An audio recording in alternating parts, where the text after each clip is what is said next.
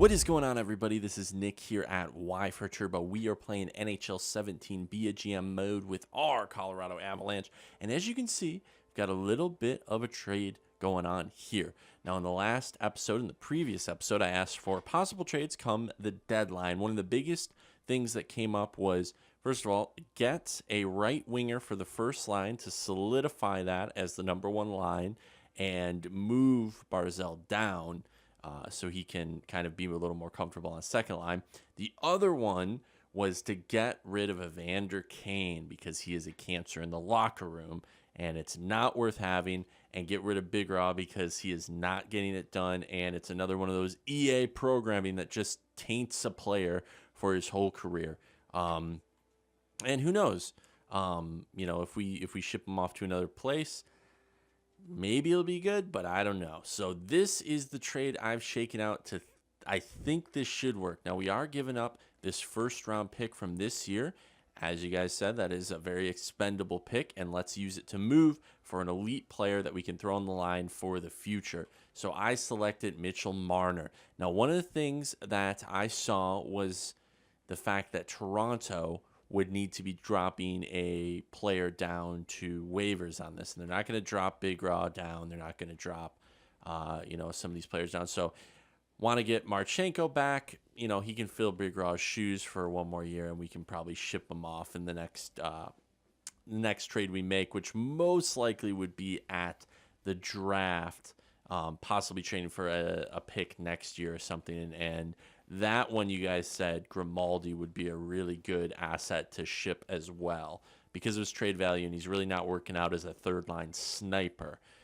We could get rid of him for a 2020 draft pick, maybe that, Marchenko, and some other expendable piece we could throw in, and then pick up maybe another first or second, third, fourth, like a ton of random draft picks we could get. So what I wanted to do was, I haven't simulated this trade, but it looked like we were a little outweighing them, even though they don't want to give up these two players. So I threw in these two just in case. I know they won't give us their first for sure. So let's see if this goes through here. And there we go, a done deal. So yeah, this was one of those that if had gone through without those picks, I feel like they'd be like, oh, fans are dancing in the street or whatever they do. So let's go in here and just make sure. I think we just got to change. We got to edit lines. I don't think it's necessarily the roster moves. It's just editing lines. Yeah, we got to throw in this. So let me go ahead and change this. I know this is a quick jump here, but let me change all this and then we'll jump back in. All right, so here's what we're looking at. Mitch Marner, he did fall down to an 86 just because he's nervous, but he was at an 87 there. And I feel like by the end of the year, hopefully he'll get up to 88 or 89. That would be a filthy first line. Now, I know it's not a Kucherov who's still growing and is at 90, but we have a 21-year-old who's already 86, 87 overall. Now, this is going to be, this year we wanted to make a big push. Next year, we really want it to get at least to the conference finals or something of that nature. Can you imagine Marner, McKinnon, and Hoffman next year? That's going to be a big one. Landeskog, we've got back here on the left wing, playing his own, position on the second line. So hopefully we can get Landeskog up to an 88. You guys were saying he is trade bait potentially. This is something maybe at the draft or something we could trade and we could get the 2020 draft picks in the first round, because we do want to stockpile those picks for 2020 and then maybe trade up, get one of those really big stud players, and we'll be really set for the future. There were a couple other trades suggested. I didn't go after those just because of what we could acquire in this video to help us for the playoff run. And I think, just trying to shoehorn a Grimaldi trade. I understand he's still growing right now, so he's got a little more value. But I think at the end of the day, it would be kind of just trying to force it, and really with, just trying to get something that we have really no idea about. The only thing I guess I could try to find is maybe like a grinder left winger that's a little younger, that Lemieux could come up and play with Boyle again, and then we could slot the grinder in on the fourth line. That's all I can really think about, but maybe that's something we could draft instead and use Grimaldi as trade bait for that pick, because he does have 2 years remaining, so we can trade him at this year's draft for next year's draft pick. I'm just saying the next time we'll have a chance to trade. I'm not saying trading for this year's draft picks because we know 2019 is not a good year. And we still have a couple players scratched here. I think that's fine. We were going to maybe trade Jost or Grimaldi, try to open those up and maybe put those guys in. Not really going to worry about it. I think this is what we're going to run with. And here's the AHL lines as always. They look fine. I think the only other thing is we did slot Marchenko in, which worked out perfectly. These guys down here, right and left-handed. That'll be pretty nice. Zadorov's up at an 86, so he is growing. Barry's up at a 91. So everybody's doing pretty well. This is what the power play looks like with Marner down here on the second line with Grigorenko instead. So I think that actually might be cool, having Landeskog up on the first. Barzal, remember, is still on the point. This was a very good power play. So I think if we have continued success, that's one of the big reasons here. Here's second. There we are. So we're looking pretty good here. I think we should be fine. Goalies, as always. I wish Picard was up at that 87 that it just froze on for a moment, but he's not. We can think about that, but I think you guys were saying it's just worth it to just kind of go with the flow with him, and he's working out. So I think that is a good decision to be made here. And let's start simulating. So we're first in our division. I think we're second in the overall whole league. So that is awesome. I don't think we need to sign any free agents. We don't really need anything in the way of anything. Last episode, I mentioned one or two guys, but they were both 26 free agents, that is. I don't think it's worth it, especially if we got to make some moves. I don't think it's worth it. So we go off and win our first two. We do lose against Anaheim, which is a divisional opponent, so that does kind of suck. But yeah, this first week actually looks pretty good since the trade. I think having Marner more as a playmaker rather than a sniper, which he is a playmaker, that's the type of player he is, on that first line is really nice. So there's two playmakers and a sniper. We can really feed the puck to Hoffman, and I think Hoffman's really going to go off. And look at all these wins coming out of it. Looking real good. If we can get to 50 wins this month, I would be very happy. Obviously, we got to win 8 more, so how many? There's a loss, so what is that for? We got to win basically every other game this month, and I think we get to 49, actually. So, no problem.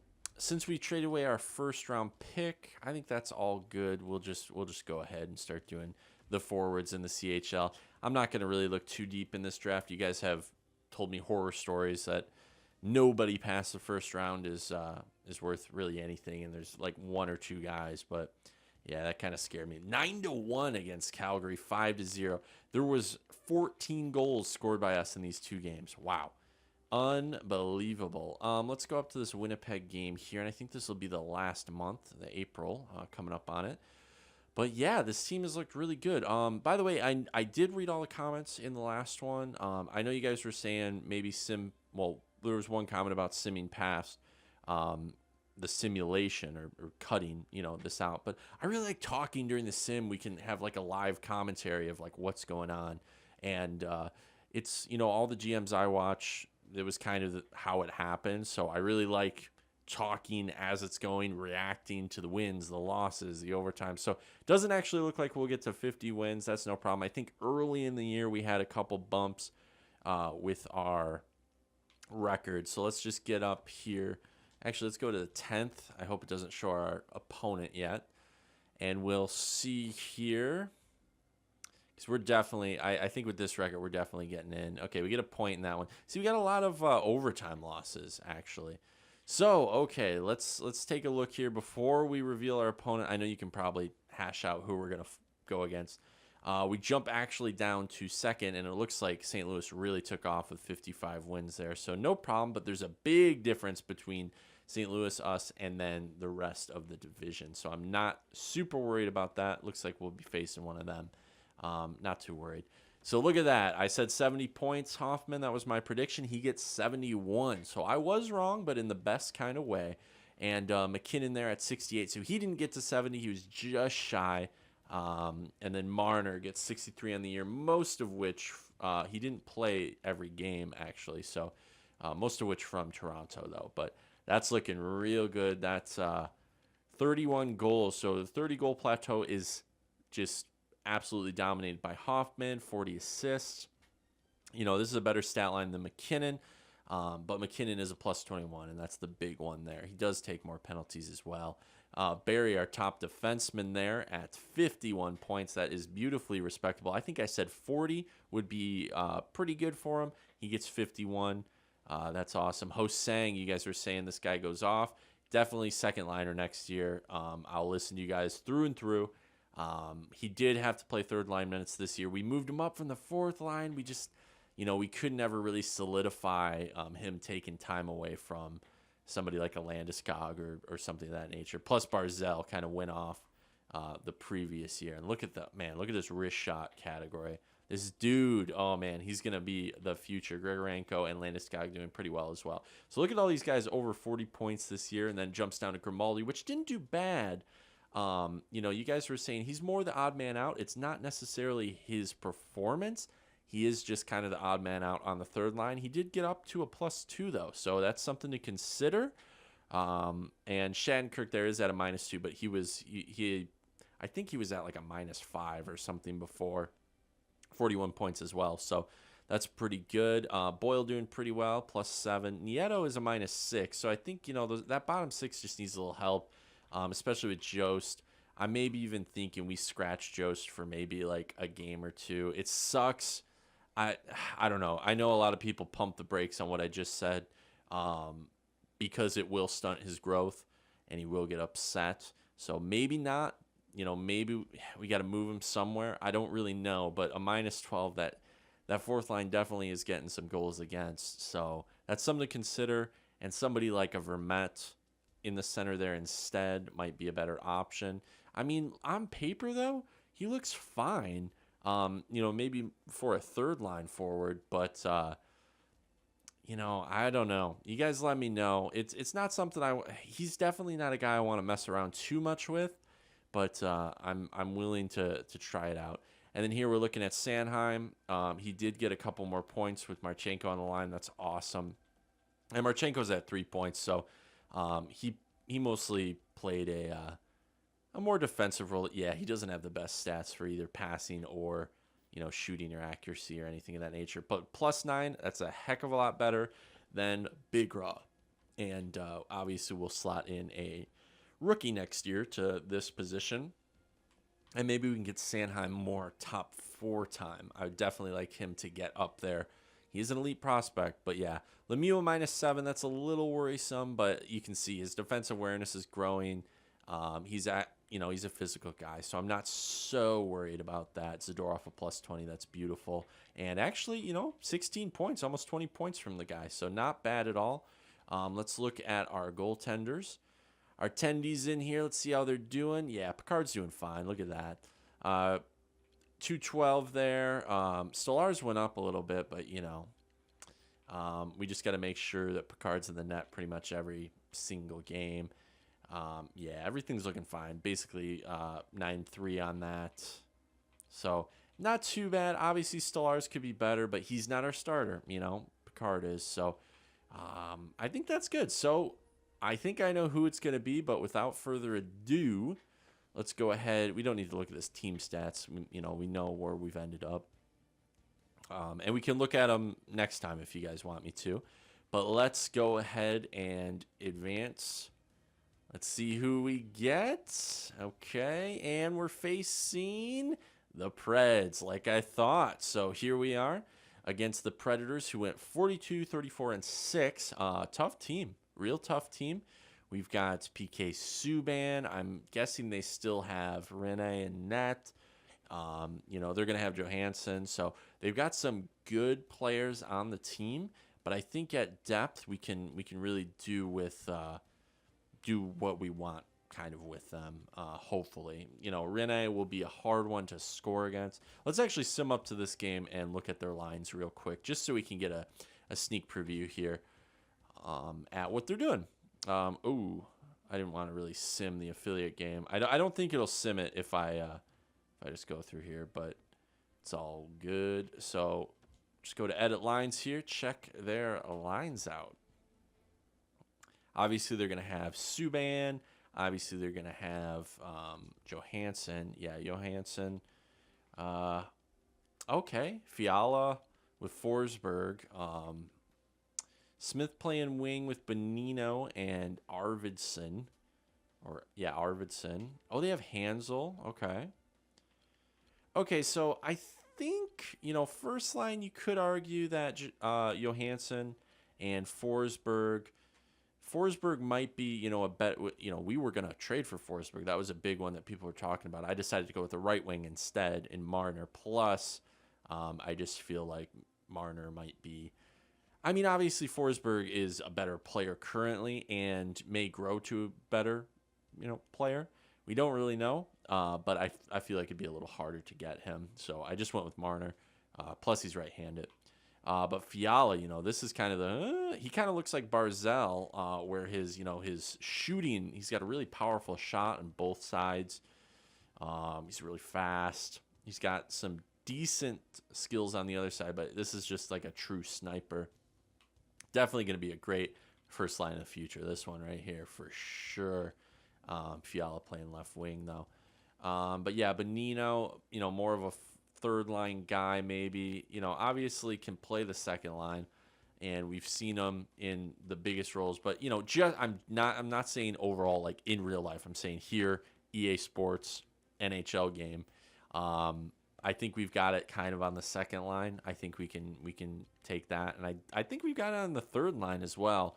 It's getting down here. They have an 84 on the fourth line.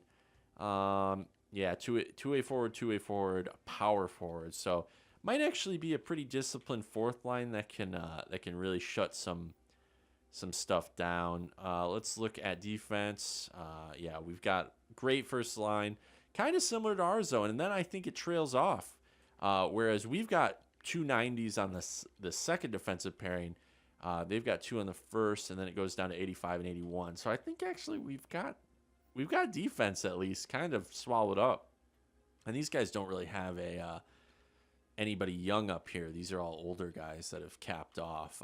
Obviously, would love to have a player like Subban, just an absolute crushing presence on the line there. And we've got Rene in at 87, so he's a little lower than he was the previous year, which I think actually he was 89 the previous year in the GM mode. So he has dropped, but the skills are still there. Still going to be hard to score against, and we don't really have to worry about anybody scratched or anything. They do have Eller, which they could slot in maybe on the fourth line.